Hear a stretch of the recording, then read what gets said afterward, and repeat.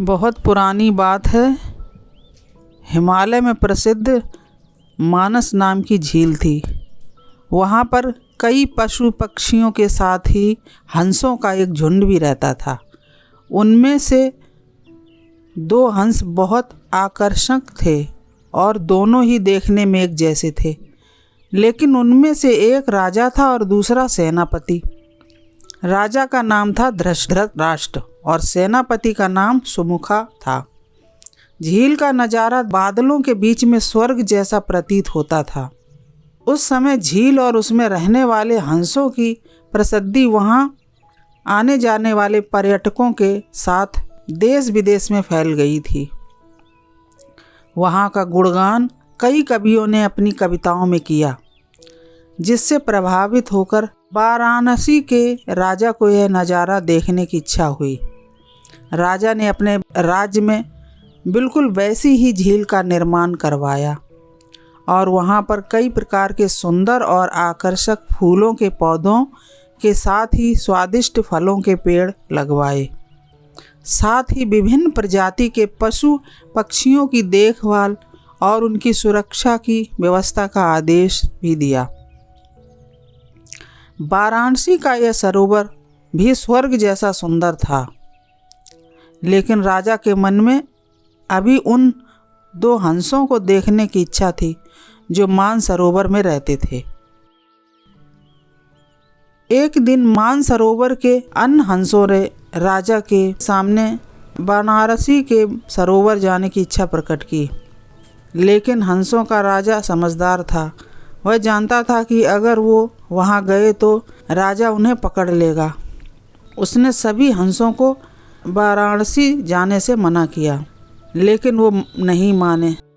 तब राजा और सेनापति के साथ सभी हंस वाराणसी की ओर उड़ चले।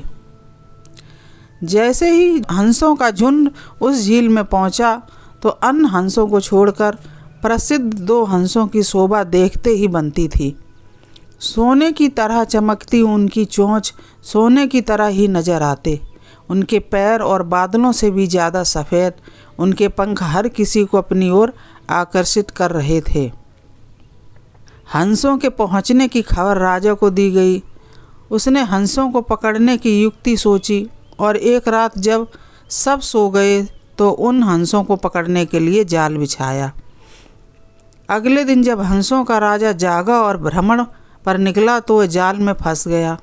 उसने तुरंत ही तेज आवाज़ में अन्य सभी हंसों को वहाँ से उड़ने और अपनी जान बचाने का आदेश दे दिया। अन्य सभी हंस उड़ गए, लेकिन उनका सेनापति सुमुखा अपने स्वामी को फंसा देखकर उसे बचाने के लिए वहीं रुक गया। इस बीच हंस को पकड़ने के लिए सैनिक वहां आ गया।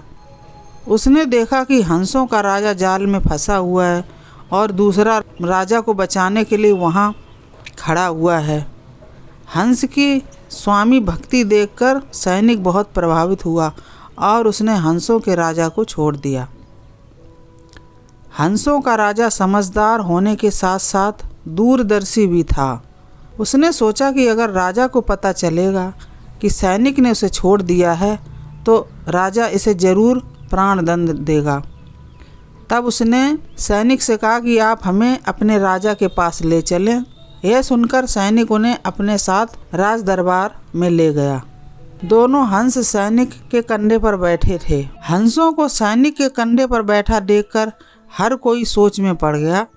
जब राजा ने इस बात का रहस्य पूछा तो सैनिक ने सारी बात सच सच बता दी। सैनिक की बात सुनकर राजा के साथ ही सारा दरबार उनके साहस और सेनापति की स्वामी भक्ति पर हैरान रह गया और सभी के मन में उनके लिए प्रेम जाग उठा। राजा ने सैनिक को माफ़ कर दिया और दोनों हंसों को आदर के साथ कुछ और दिन ठहरने का निवेदन किया।